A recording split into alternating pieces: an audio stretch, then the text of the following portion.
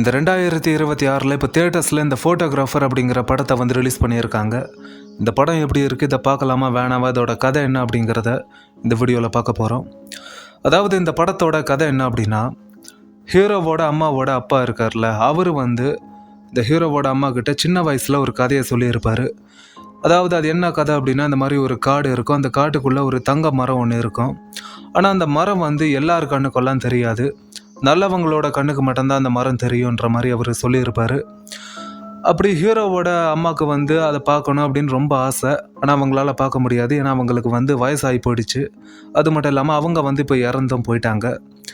அதனால் ஹீரோ வந்து அவங்களோட அம்மா சொன்ன கதையை வந்து சீரியஸாக எடுத்துக்கிட்டு இந்த மாதிரி அந்த மரத்தை கண்டுபிடிக்கிறதுக்காக அந்த காட்டுக்குள்ளே போகிறாரு. அவரோட ஃப்ரெண்டோட உதவியோடு சேர்ந்து இந்த மாதிரி ஒரு கைடை வச்சுக்கிட்டு அந்த காட்டுக்குள்ளே போகும்போது அவர் வந்து அந்த கைடை மிஸ் பண்ணிடுவார் அந்த காட்டுக்குள்ளே.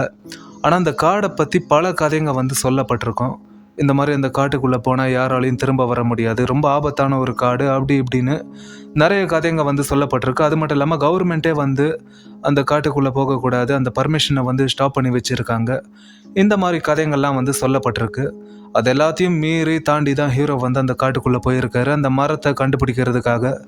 அப்படி போனவர் அந்த மரத்தை கண்டுபிடிச்சாரா இல்லையா, அப்படி கண்டுபிடிக்க முயற்சி எல்லாம் பண்ணும்போது அதில் அவருக்கு வரக்கூடிய பிரச்சனைங்க, அந்த சம்பவம்லாம் என்ன, அதுக்குள்ளே எந்த மாதிரியான விஷயங்கள்லாம் இருக்குது, நடந்த விஷயங்கள்லாம் என்ன, கடைசியாக ஹீரோ அந்த மரத்தை கண்டுபிடிச்சாரா இல்லையா, முதல்ல அந்த காட்டை விட்டு உயிரோடு தப்பிச்சு வெளியே வந்தாரா இல்லையா, அப்படிங்கிற இதெல்லாம் தான் இந்த படத்தோட கதை.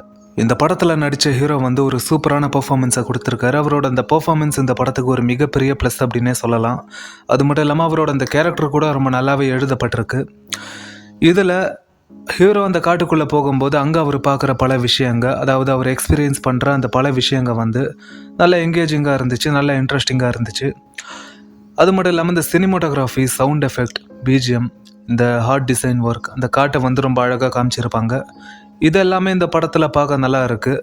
அப்புறம் ஒரு சில இடங்களில் அவர் அந்த காட்டுக்குள்ளே பார்த்த விஷயங்கள்லாம் வந்து அவருக்கு ஒரு டவுட் இருக்குது, இது வந்து உண்மையா பொய்யா அப்படிங்கிற மாதிரி. அதை பார்க்கும்போது நமக்கும் அந்த டவுட் இருக்கும், என்னடா அவர் பார்க்குற விஷயங்கள்லாம் உண்மையா இது பொய்யா அப்படிங்கிற மாதிரி ஒரு டவுட் நமக்குள்ளேயே இருக்கும். அந்த போர்ஷன்ஸ் எல்லாம் இந்த படத்தில் வந்து ரொம்ப நல்லாவே ஒர்க் அவுட் ஆகிருக்கு. இதை தவிர இந்த படத்தில் சுவாரஸ்யமான விஷயங்கள் அப்படின்னு சொல்கிற அளவுக்கு எதுவுமே கிடையாது. ஏன்னா இந்த ஆரம்பத்தில் இந்த தங்க மரம் அப்படின்னு சொல்லி ஆரம்பிக்கும் போது இருந்த அந்த சுவாரஸ்யம் வந்து அப்படியே மிடலில் இந்த கிளைமேக்ஸில் இதிலெல்லாம் வந்து அப்படியே காணாமல் போயிடுச்சு. அது என்னன்னு தெரியல. அது மட்டும் இல்லாமல் இந்த ஒரு சில இடங்கள்லாம் வந்து நிறைய படங்களில் பார்த்தா அந்த சீன்ஸ் எல்லாம் இந்த படத்துலையும் இருக்குது. ஒரு சில இடங்களில் லேக் இருக்குது. அதனால் என்ன கேட்டிங்கன்னா, இந்த படம் வந்து ஒரு சுமாரான படம் தான். தேட்டரில் பார்க்குற அளவுக்கு ஒர்த் இல்லை அப்படின்னாலும் ஓடிடிக்கு வந்ததுக்கப்புறம் பார்க்கலாம்.